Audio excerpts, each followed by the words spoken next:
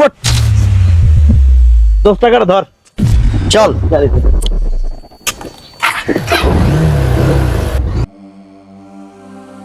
High. হ্যাঁ hello Tania, আমার তো মনে হয় লেট হয়ে গেল, তাই না? আরো আগে আসার কথা ছিল। হ্যাঁ, তুমি অনেকটাই লেট করে ফেলেছো। এত সময় কেউ ওয়েট করে নাকি? আচ্ছা তানিয়া, আমি যেহেতু লেট করে ফেলেছি তাহলে তো আমার পানিশমেন্ট হওয়ার দরকার, তাই না? তো আমাকে কি পানিশমেন্ট দিবে তুমি? আচ্ছা, পানিশমেন্ট যেহেতু চেয়েছো তাহলে চলো আজকে আমরা লং ড্রাইভে যাই, নয়তো কোনো 5 স্টারে গিয়ে ডিনার করি। আচ্ছা, তানিয়া তো আমাকে নিয়ে লং ড্রাইভে যেতে চাচ্ছে, 5 স্টার হোটেলেও যেতে চাচ্ছে। আমার পকেটে তো একটা টাকাও নেই।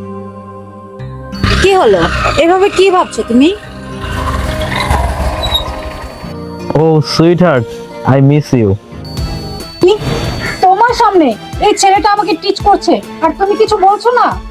আরে ভাই, চেনা নেই জানা নেই, আপনি অপরিচিত একটা মেয়েকে এসে টিচ করছেন কেন? আপনার কি লজ্জা নেই?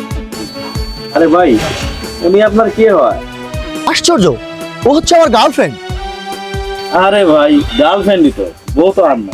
আজকাল দেখি অন্যের বউ মানুষের হাত ধরে চলে যায়, আর এটা তো সামান্য গার্লফ্রেন্ড।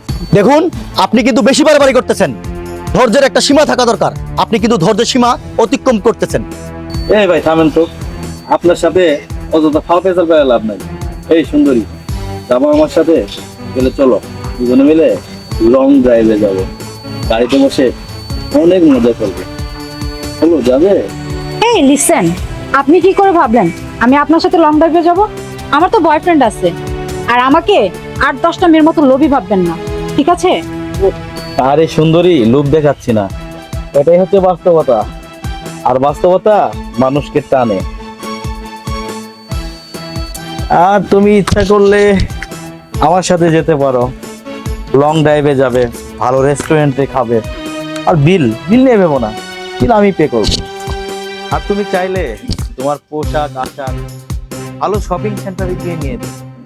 আর তুমি বাসা থেকে যে বের হও না, যাতায়াত খরচ সব খরচই আমি তোমাকে দেব।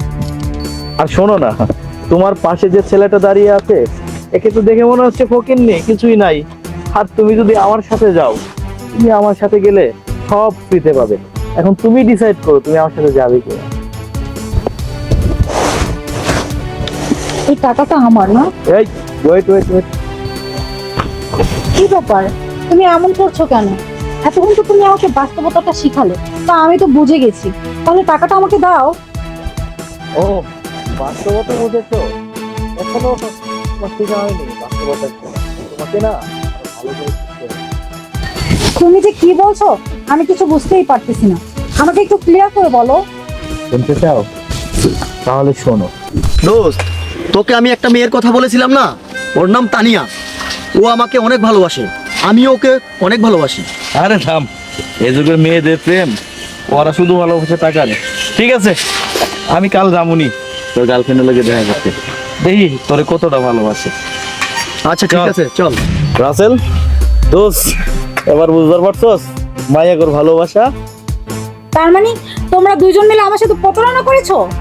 হ্যাঁ দোস্ত, তুই ঠিকই বলেছিস। তুই যদি আমাকে এই বুদ্ধিটা না দিতি না, তাহলে আমি এর আসল রূপ কখনোই ধরতে পারতাম না। এই দোস্ত চল, এর মুখ দেখতে আমার ঘৃণা হচ্ছে। চল, ফুট 10 টাকাটা ধর। চল। গাড়িতে